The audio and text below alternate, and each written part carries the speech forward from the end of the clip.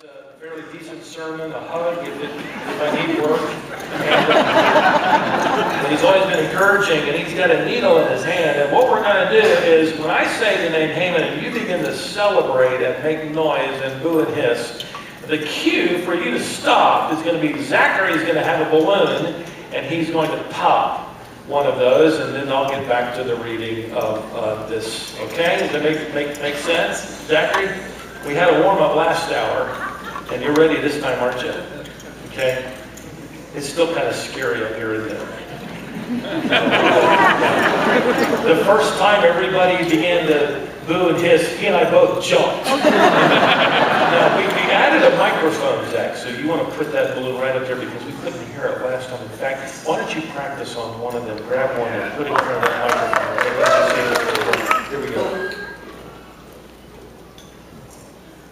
All right, there's your cue. Do it.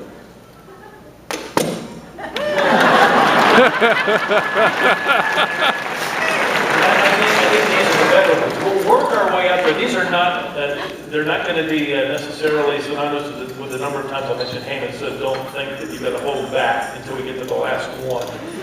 We've had enough, I think, to have a few extra. So as we get to these will make it a little bit more nice. Yeah, here we go. All right, ready? Oh, one more thing. It is we can't cheer for Mordecai and Esther each time. We will boo and hiss and stamp our feet and all kinds of things for Haman until the very end.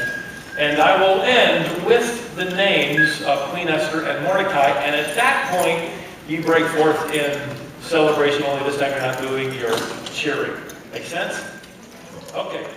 So that it cannot be repealed, that Vashti may no longer come into the presence of King Ahasuerus, and let the king give her royal position to another who is more worthy than she. This word pleased the king and the princes, and the king sent letters to all the provinces. Then the king's attendants who served him said, let the king appoint overseers in all the provinces of his kingdom, that they may gather every beautiful young virgin to the citadel of Susa, to the harem, and let their cosmetics be given them. Then let the young lady who pleases the king be queen in place of Vashti. The matter pleased the king, and he did accordingly. Now there was at the citadel in Susa a Jew, whose name was Mordecai, the son of Jair, the son of Shimei, the son of Kish of Benjamin, who had been taken into exile from Jerusalem with the captives whom Nebuchadnezzar, the king of Babylon, had exiled. He was bringing up Hadassah, that is Esther, his uncle's daughter, for she had no father or mother. Now the young lady was beautiful of form and face, and when her father and her mother died, Mordecai took her as his own daughter. So it came about when the command and decree of the king were heard, and many young ladies were gathered to the citadel of Susa. Esther was taken to the king's palace into the custody of Hegai, who was in charge of the women. Now the young lady pleased him and found favor with him. Esther, however, did not make known her people or her kindred, for Mordecai had instructed her that she should not make them known. Now, when the turn of Esther came to go into the king loved her more than all the women, and she found favor and kindness with him more than all the virgins, so that he set the royal crown on her head and made her queen instead of Vashti. In those days, while Mordecai was sitting at the king's gate, two of the king's officials became angry and sought to lay hands on King Ahasuerus. But the plot became known to Mordecai, and he told Queen Esther, and Esther informed the king in Mordecai's name. Now when the plot was investigated and found to be so, they were both hanged on a gallows, and it was written in the book of the Chronicles of the king's president. Now after these events, King Ahasuerus promoted Haman.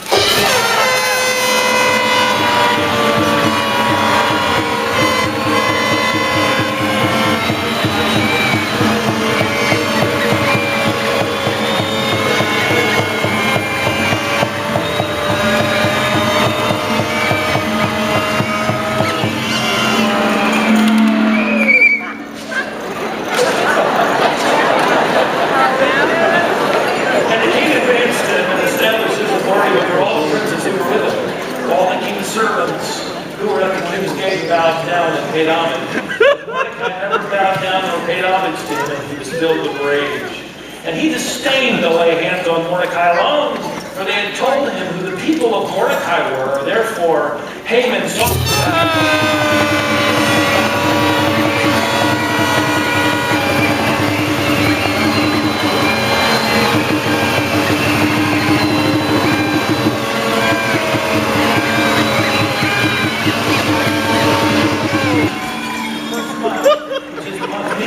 In the 12th year of King Ahasuerus, Purim, that is, the lot, was cast concerning day to day, month to month, until the 12th month, the month Adar. Then Haman said,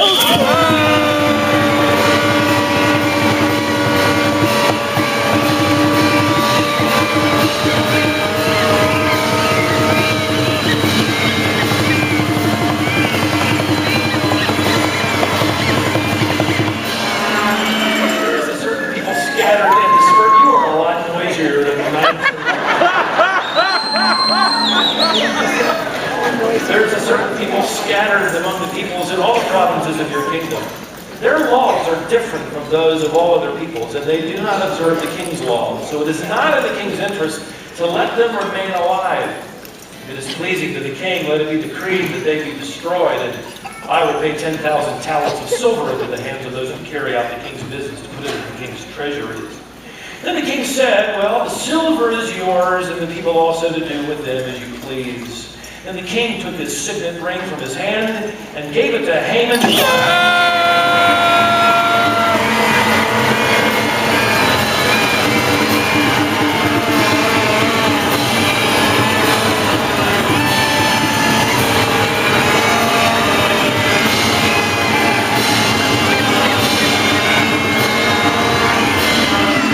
Letters were sent by couriers to all the king's provinces to destroy and kill all the Jews, both young and old, women and children, in one day, the 13th day of the 12th month, which is the month Adar, and to seize their possessions as plunder.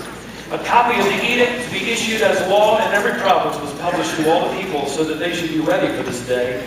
The couriers went out impelled by the king's command while the decree was issued at the citadel in Susa. And while the city of Susa was in confusion, the king and Haman said,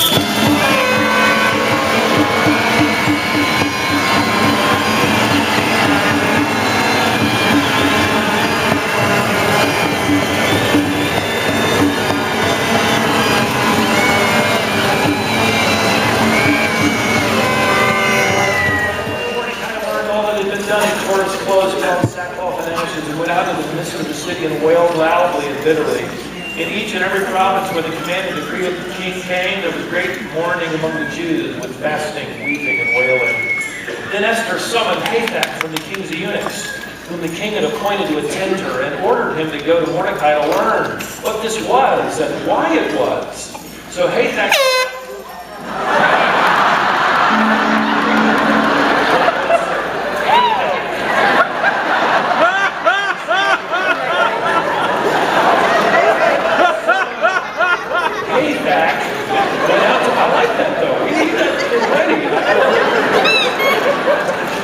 went out and replied to Mordecai, all the king's servants and the people of the king's provinces know that for any man or woman who comes to the king to the inner court who is not summoned has but one law, that he be put to death, unless the king holds out to him the golden scepter. But I have not been summoned to come to the king for 30 days. They related Esther's words to Mordecai. Then Mordecai told them to reply to Esther, do not imagine that you in the king's palace can escape any more than all the Jews. For if you remain silent at this time, relief and deliverance will arise for the Jews from another place, and you and your father's house will perish. But who knows whether you have not come to the kingdom, having attained royalty for such a time as this. Then Esther told them to reply to Mordecai, go assemble all the Jews who found in Susa and fast for me. Do not eat or drink for 3 days, night or day. I and my maidens also will fast in the same way, and thus I will go to the king, and if I perish, I perish. Now it came about on the 3rd day that Esther put on her royal robes and stood in the inner court of the king's palace in front of the king's rooms, and the king was sitting on his royal throne in the throne room opposite the entrance to the palace. When the king saw Esther, the queen, standing in the court, she obtained favor in his sight. And the king extended to Esther the golden scepter which was in his hand. So Esther came near and touched the top of the scepter. Then the king said to her, what is troubling you, Queen Esther, and what is your request? Even the half of the kingdom it shall be given to you. Esther said, if it pleases the king, I have prepared a banquet for the king and Haman.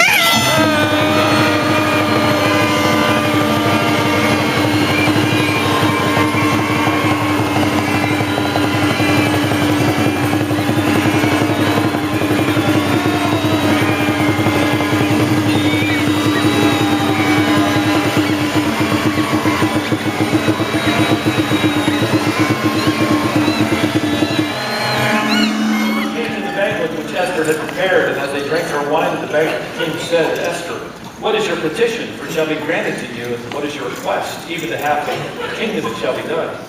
So Esther replied, "My petition and my request is this: may you both attend the banquet which I will prepare tomorrow, and I will do as the king said." Then Haman went out.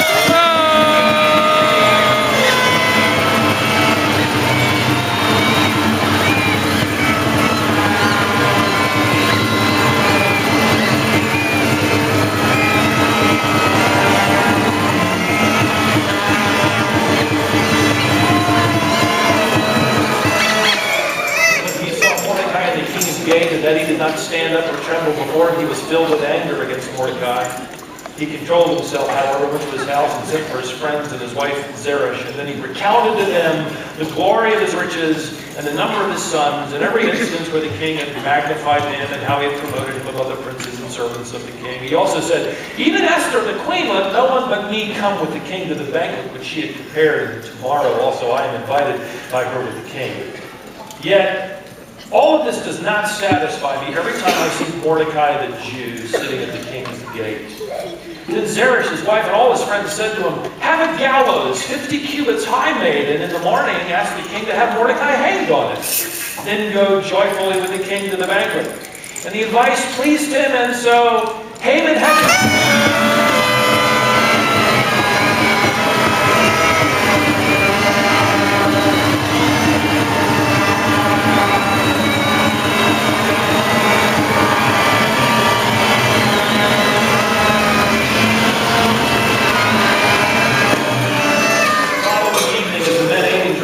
Esther at her second banquet. The king said to Esther, "What is your petition, Queen Esther? It shall be granted you, and what is your request? Even a half of the kingdom, it shall be done." Then Queen Esther replied, "If I found favor in your sight, O king, and if it pleases the king, let my life be given me as my petition, and my people as my request. For we have been sold, I and my people, to be destroyed, to be killed, and to be annihilated. Now, if we had only been sold as slaves, men and women, I would have remained silent, but the trouble would not be commensurate with the annoyance of the king." And King Ahasuerus asked Queen Esther, "Who is he, and where is he who would presume to do this?" Esther said, "A foe and an enemy is this wicked Haman."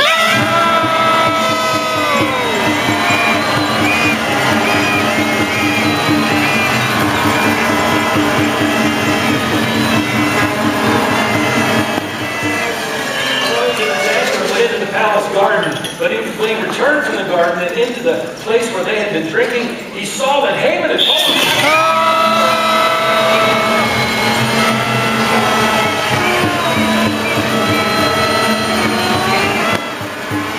Then the king said, "Will he even assault the queen with me in the house?"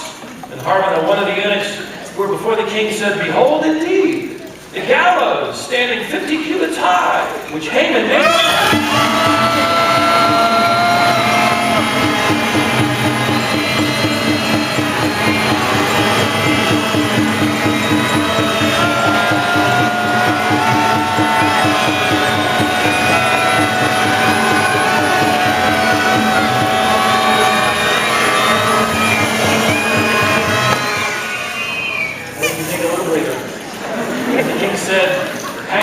So they hanged him on the gallows which he had prepared for Mordecai, and the king's anger subsided. Then Esther spoke again to the king, fell at his feet, wept, and implored him to avert the evil scheme devised against the Jews. She said, "If it pleases the king, and if I found favor before him, and the matter seems proper with the king, and I am pleasing in his sight, let it be written to revoke the edict to destroy the Jews who are in all the king's provinces. For how can I endure to see the calamity which will befall my people, and how can I endure to see the destruction of my kindred?" So King Ahasuerus said to Queen Esther and Mordecai the Jew, "Well, you write to the Jews as you see fit in the king's name, and seal it with the king's signet ring." So it was written according to all that Mordecai commanded. He wrote in the name of King Ahasuerus and sealed it with the king's signet ring, and sent letters by couriers on horses, riding on steeds sired by the royal stud. In them the king granted the Jews who were in each and every city the right to assemble and to defend their lives against the edict of Haman.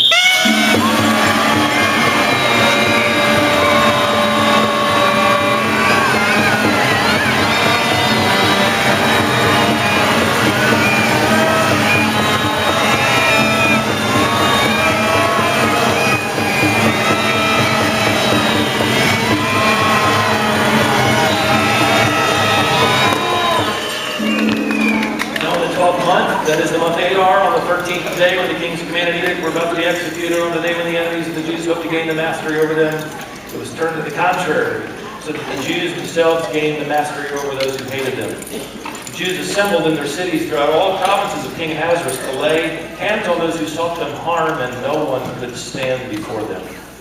Then Mordecai recorded these events, and he sent letters to all the Jews who were in all the provinces of King Ahasuerus, both near and far, obliging them to celebrate the 14th day of the month Adar and the 15th day of the same month annually, because on those days the Jews rid themselves of their enemies, and it was a month which was turned for them from sorrow into gladness. Get ready. And from mourning into a holiday.